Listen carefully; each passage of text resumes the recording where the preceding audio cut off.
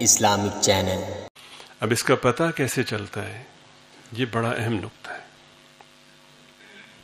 ایک شخص عالم بن گیا، قاری بن گیا، مفتی بن گیا، اسے اللہ تعالیٰ نے سب سے اونچا منصب عطا فرمایا کہ اس کو قرآن کریم کی خدمت کے لیے قبول فرمایا، اس لیے کہ سرکار دو عالم صلی اللہ علیہ وسلم کا پاک ارشاد ہے، خیرکم، تم میں سب سے بہتر وہ ہے جو قرآن کریم سیکھے اور سکھائے۔ جب سرکار دو عالم صلی اللہ علیہ وسلم جسے سب سے بہتر فرما رہے ہیں، اس سے کوئی بہتر ہو نہیں سکتا۔ اگر کوئی یہ ذہن رکھتا ہے کہ اس سے کوئی بہتر ہو سکتا ہے تو پھر میرے خیال میں اس کو اپنے ایمان کی فکر کرنی چاہیے۔ پھر بظاہر اشکال یہ ہوتا ہے کہ اگر ساری عزتیں اس میں ہیں اور یہ سب سے بہتر ہے تو پھر قرآن کریم پڑھانے والے فقر و فاقہ میں کیوں رہتے ہیں، مفلسی میں کیوں رہتے ہیں، یا ان کی عزت کیوں نہیں ہوتی؟ یہاں پہ دو پہلو ہیں۔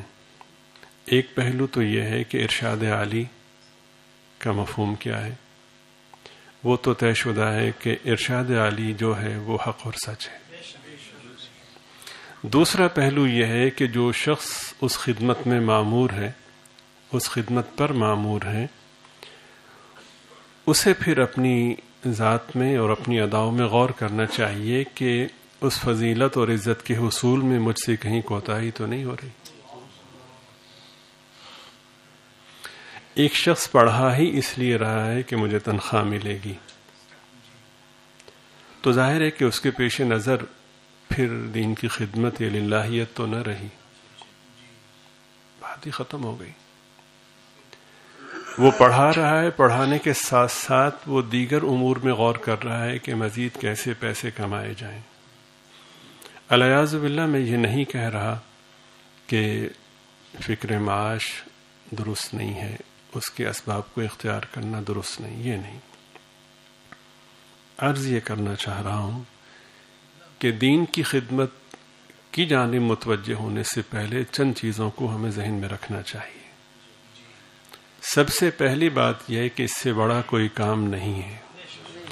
اگر یہ یقین نہیں ہے تو اس کا مطلب ہے کہ محض وائرنگ ہے، اس میں کرنٹ نہیں ہے، پھر نہ پنکھا چلے گا نہ لائٹ روشن ہوگی۔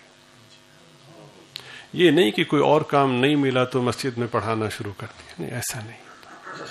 اتنا سستا اللہ کا دین نہیں ہے۔ سب سے پہلی بات کہ یہ سب سے اونچا کام یہ ہے،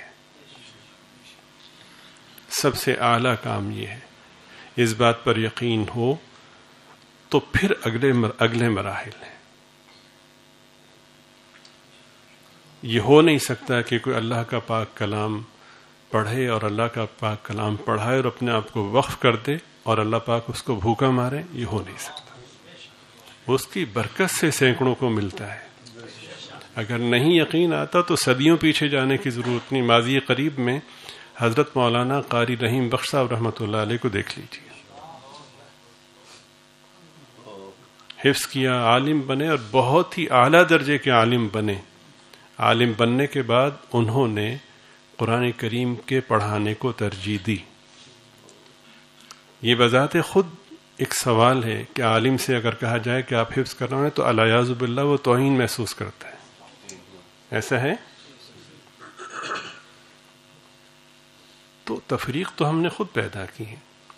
شیخ الاسلام، شیخ العربی والعجم، حضرت اقدس حضرت مولانا سید حسین احمد مدنی نور اللہ مرقدہ نے ایک موقع پر تیپائی پر ایک جانب بخاری شریف رکھی اور ایک جانب نورانی قاعدہ رکھا، اور ارشاد فرمایا کہ اخلاص سے پڑھانے والے، بخاری شریف پڑھانے والا ہو یا نورانی قاعدہ، یہ دونوں اللہ کے نزدیک برابر ہیں۔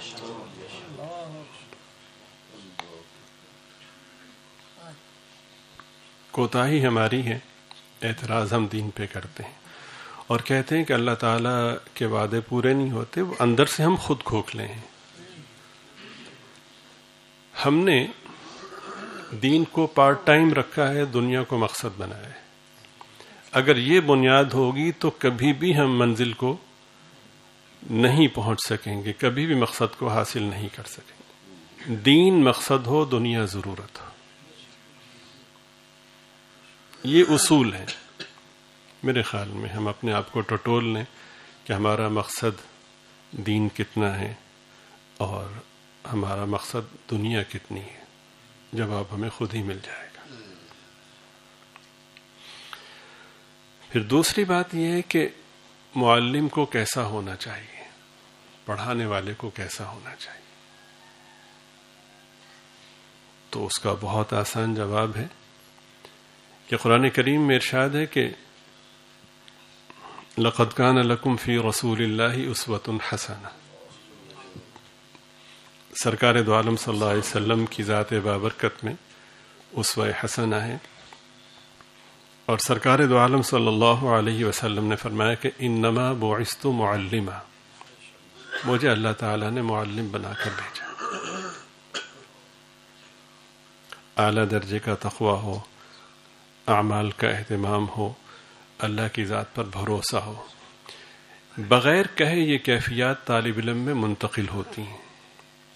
اگر تقویٰ ہوگا، مضبوط ایمان ہوگا، اخلاص ہوگا تو شاگرد میں یہ چیزیں منتقل ہوں گی۔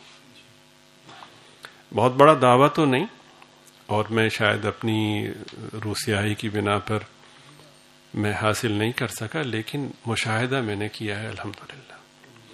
لاہور میں جامعہ قاسمیہ میں پڑھا کرتا تھا، ہمارے استاد محترم حضرت مولانا شاہ محمد صاحب رحمۃ اللہ علیہ، بہت بڑے اللہ والے تھے۔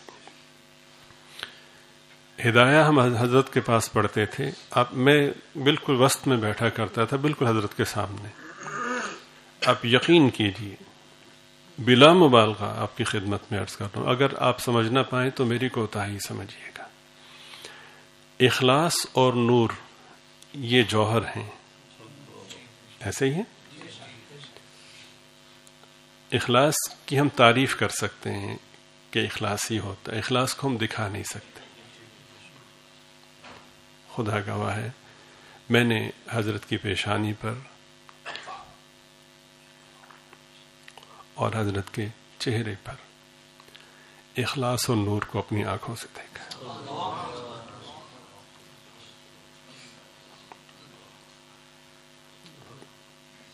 حاصل کچھ بھی نہیں کر سکا، اپنی محرومی کا احساس ہے۔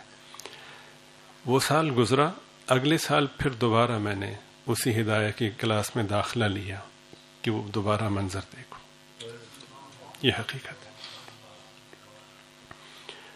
تو اگر خیرکم من تعلم القرآن وعلمہ، اس پر ایمان ہو اور اس کے تقاضوں کو پورا کرنے کی کوشش کرے، اللہ پاک محروم نہیں فرماتے۔